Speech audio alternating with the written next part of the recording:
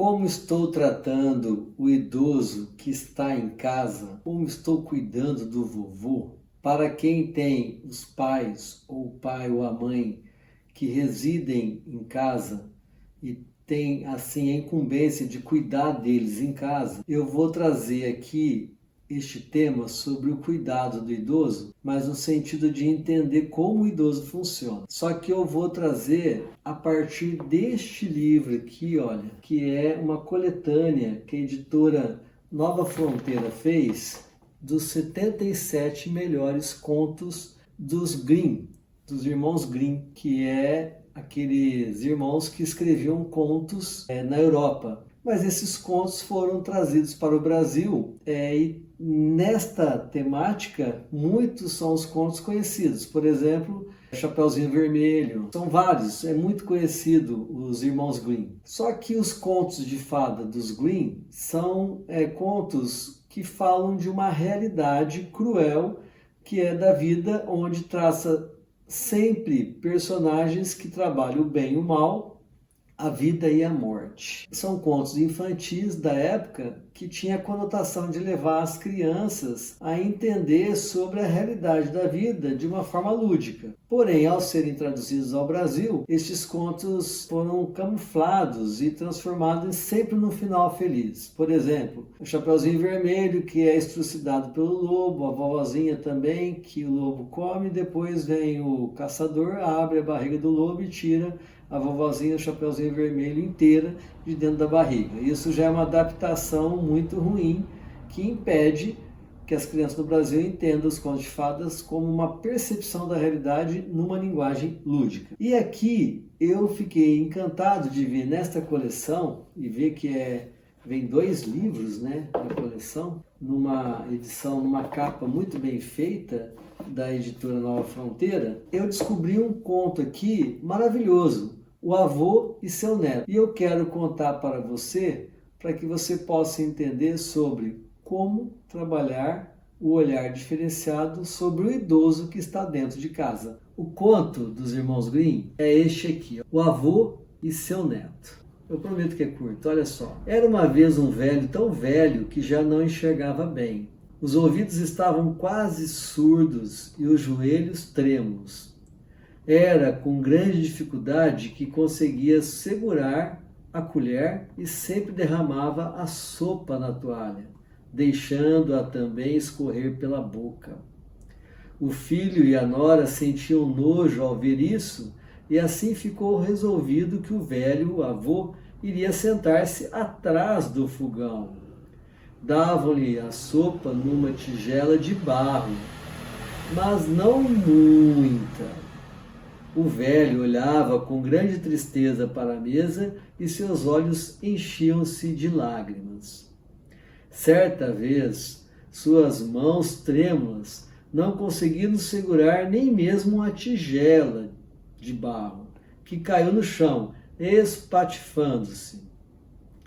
A nora brigou muito com ele, mas o avô suspirou e não disse nada. Então ela comprou uma gamela de madeira bem barata e grosseira, e ele passou a tomar a sopa na gamela. Quando estavam todos sentados na sala, o netinho, de 4 anos de idade, juntava pedaços de madeira no chão. — Que está fazendo, meu filhinho? Perguntou o pai. — Estou fazendo uma gamela, respondeu o menino, para dar de comer a mamãe e papai quando eu for grande. Então os pais olharam um para o outro silenciosamente, depois começaram a chorar. Levantaram-se e foram buscar o velho para se sentar à mesa com todos. Daí por diante, serviram-no sempre na mesa com eles, nunca mais se importando que deixasse cair sopa na toalha. O Avô e o Seu Neto está aqui na página 34 e 35. Viram como que isso funciona? uma criança percebeu como que o avô estava sendo tratado. Olha que lição que esse conto de fada nos traz, e olha que ela foi escrita muitos anos atrás. Imagine se essa história os irmãos Grimm conseguem contar, porque já percebe uma dificuldade de se lidar com o idoso em casa. Imagina hoje. Essa história ela é absorvida porque os irmãos Grimm vão catalogar histórias da Idade Média. Eles nascem lá no começo de 1800. Eles vão escrever, sistematizar essas histórias do passado por volta de 1810, 1820. E depois, no século XX, mais recentemente, a Disney transforma muitas das histórias deles em contos de fadas, né, em filmes.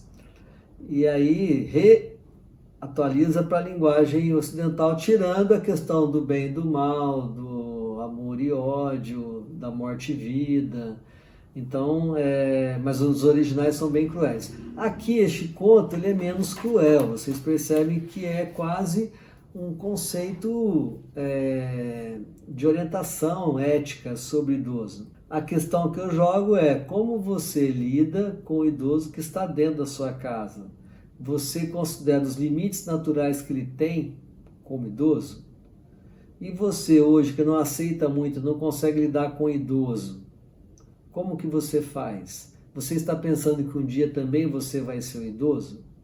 Assim como conta essa história? E hoje ainda mais nós estamos com muita dificuldade de lidar com os idosos, entendendo que eles têm seus limites que nós temos que respeitar e nos adaptarmos a eles. Não são os idosos que têm que se adaptar a nós nas nossas casas. Somos nós que temos que adaptar os idosos aos limites deles. Senão a gente os destrói, os abandona e começa a cometer atos não éticos e que os humilhando-os. Ainda bem que a criança da história, que é o neto, percebeu e deu um toque indireto nos pais através de uma atividade lúdica. Então fica aqui esse vídeo para que você possa pensar nos idosos que estão ao seu redor e como que vai ser quando você também for idoso. Porque a forma com que você trata hoje pode ser que você será tratado amanhã. Um abraço!